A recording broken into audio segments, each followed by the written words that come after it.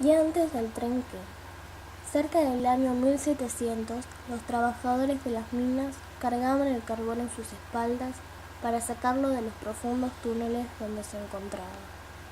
Sin embargo, algunos mineros de Europa pensaron en sacarlo en pequeños vagones de madera unidos entre sí para arrastrarlos a todos a la vez.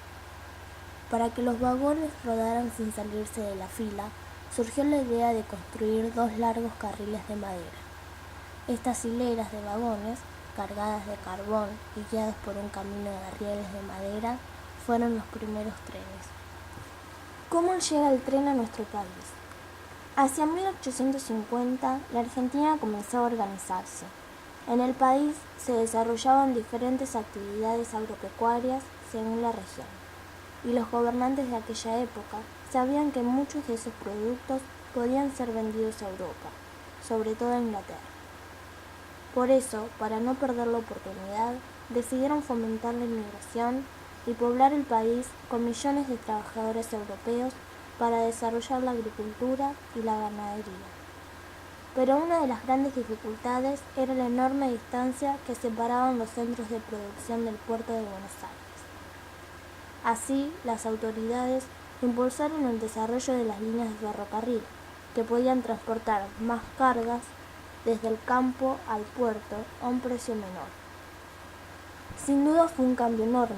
Se construyeron miles y miles de kilómetros de vías y estaciones de ferrocarril. El ferrocarril llevaba al puerto los productos de las provincias para ser vendidos en Europa. Por el puerto entraban productos confeccionados en las fábricas europeas que llegaban a todo el país a través del ferrocarril. Alrededor de la estación nacían los pueblos. Los trabajadores del ferrocarril tenían sus casas, se instalaban talleres y negocios. La población aumentaba. Con la construcción masiva de rutas, los productos comienzan a ser transportados por esta vía, por lo tanto, los ramales van cerrándose poco a poco. Las personas quedan sin trabajo, se van de los pueblos, los jóvenes emigran en busca de un futuro próspero. La mayor parte de la población que queda está jubilada y supera los 70 años. La historia de la localidad de Junín en la provincia de Buenos Aires comenzó mucho antes de 1880 y para ese entonces ya era conocida por la importancia de su actividad agrícola ganadera.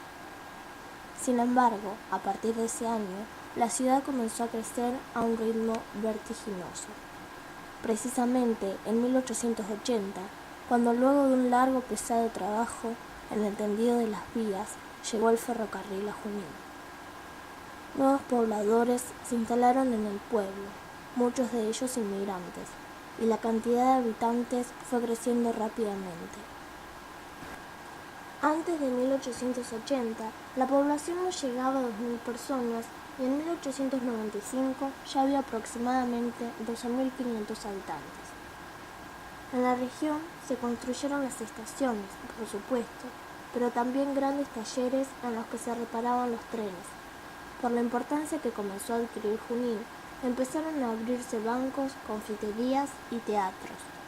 En el año 1906, Junín fue declarada ciudad debido al crecimiento que había tenido. Monte Comán, otro pueblo sin tren. Con el tren. En 1906 llega el ferrocarril a Monte Comán. Se construyen casas y negocios en los alrededores de la estación. En 1910 se construyen los talleres, la playa de maniobras y un barrio para los trabajadores del ferrocarril. Se cuadriplica la población con la llegada de inmigrantes, en su mayoría provenientes de Francia, Italia y España. Sin el tren, cierre del ramal del ferrocarril a Monte Comán. 1.000 personas quedan sin trabajo. Los vecinos tratan de recuperar la estación y los galpones del ferrocarril que estuvieron abandonados. Hoy, la vieja estación funciona como comisaría y el galpón de carga está destinado al cuerpo de bomberos. Hay iniciativas para reactivar la economía del pueblo a través del turismo.